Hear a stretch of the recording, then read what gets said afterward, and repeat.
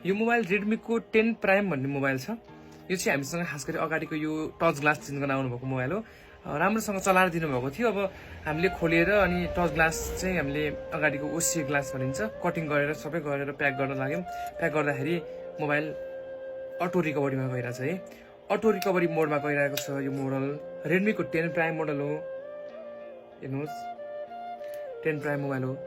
अब कस्टमर भन्नुहुन्छ यस्तो मेरो मोबाइल बिगारिदिनु भयो, यस्तो थाहा पाएको भएदेखि त म मोबाइल खोल्नै दिन्न थिएँ, तपाईँ मेरो मोबाइल बिगारिदिनु भयो भने। अब प्रब्लम आयो, अब सल्भ गर्नुपर्छ। हजुरले चलाएर दिनुभएको हो, म हजुरको मोबाइल चलाएर चल्ने गरेर बनाएर दिन्छु, टाइम दिनुहोस् भने है। यस्तो थाहा हुन्छ भन्ने भए त हामीले पनि खोल्दैन थियो होला नि त होइन।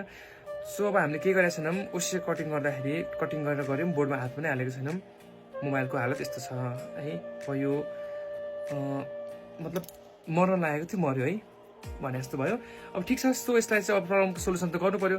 हामीले यसको वाइप डाटा गर्नुपर्छ। वाइप डाटा गर्दाखेरि सबै जान्छ, डकुमेन्टहरू सबै उड्छ।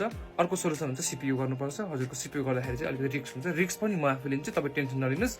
हजुरले मलाई मात्र एक रातको लागि यो मोबाइल दिनुहोस्, म बनाएर हजुरको रेडी गरिदिन्छु भोलि बिहानसम्म भने है। अब त्यो गर्दाखेरि चाहिँ अब कस्टमरले पनि बुझिदिनुपर्छ होइन। अब हामीले पनि जानी गरे होइन। अब हामीले मतलब यो हुन्छ भनेर थाहा भएको भए त म खोल्दिनँ थिएँ। सो हेरौँ गाइज, उहाँको डकुमेन्ट पनि इम्पोर्टेन्ट छ, डकुमेन्ट पनि बनाइदिनु पर्नेछ। सो यसको अब म सिपियु गर्न गइरहेको छु। हेरौँ सक्सेस हुन्छ या हुँदैन, प्रब्लमको सल्भ हुनुपर्ने हो। सिपियु गरेर भएन भने उहाँको डकुमेन्ट जान्छ।